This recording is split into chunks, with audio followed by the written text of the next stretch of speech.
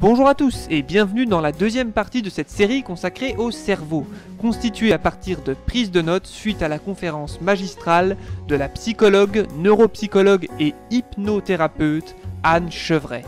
Une fois de plus, cela reste un survol non exhaustif, visant à éveiller votre curiosité sur le sujet et, qui sait, à pousser le truc jusqu'à faire vos propres recherches plus tard, d'autant plus que j'ai pas pu tout prendre en note. Allez, c'est parti!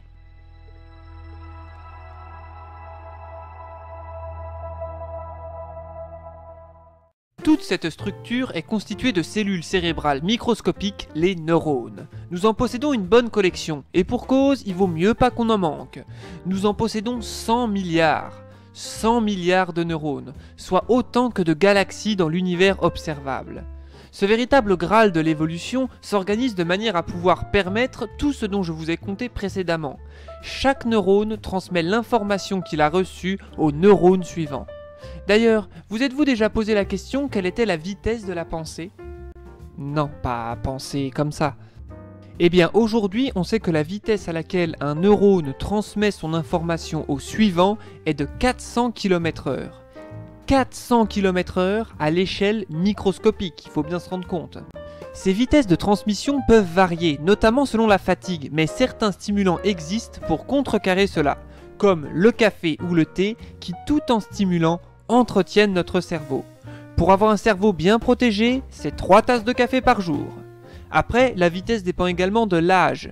Ainsi, une personne âgée aura ce qu'on appelle une transmission synaptique ralentie due à son âge, ce qui lui donnera l'impression que le monde autour d'elle est en accéléré, alors qu'un enfant à la transmission plus rapide aura au contraire l'impression que le monde autour de lui est légèrement ralenti.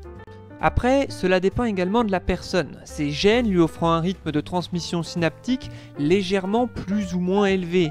C'est pour ça qu'on a ce qu'on appelle des mous du genou et des piles électriques. Outre leur fonctionnement, c'est également leur répartition dans les différentes zones du cerveau qui fait que telle ou telle personne est meilleure en orientation, en mathématiques ou est plus émotive de nature.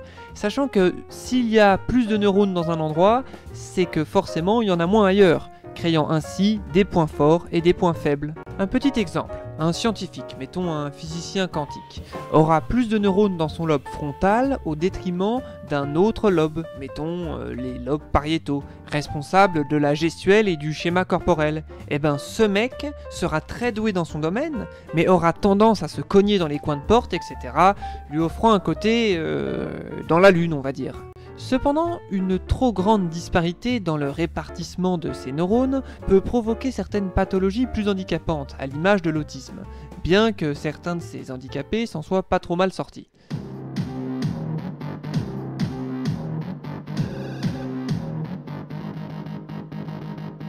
Il faut également savoir que, à l'exception des jumeaux monozygotes, chaque cerveau est différent. Tout cela est dû à sa constitution. Mais d'ailleurs, comment s'est-il formé ? Pour vous simplifier, lors de la formation du bébé, c'est comme si une boule de neurones était remontée le long de la colonne vertébrale jusque dans le crâne, et une fois arrivée à destination, elle s'était déployée comme une fleur à travers tout le crâne. Et c'est à cet instant que les neurones prennent leur place dans les différentes zones du cerveau, offrant ainsi tout ce qui fera la personne plus tard. Et l'ensemble de ces choses se résume en un agencement de neurones microscopiques. D'ailleurs, à ce propos, tout à l'heure, nous parlions du fonctionnement du neurone qui recevait une information puis la transmettait au neurone suivant. Mais cette information en question, d'où vient-elle? Quel est le point de départ de la pensée? Eh ben, pour faire simple, on n'en sait rien. La pensée émane de la conscience, mais pour expliquer scientifiquement celle-ci, d'où elle vient et tout cela commence, eh ben, il n'y a pas de réponse scientifique. On rentre alors dans le domaine des croyances de l'esprit, de l'âme, bref, de la spiritualité. Cependant, cette merveilleuse mécanique, ce Graal de l'évolution peut s'enrayer. Mais cela, nous le développerons dans le prochain épisode de cette série consacrée au fonctionnement du cerveau.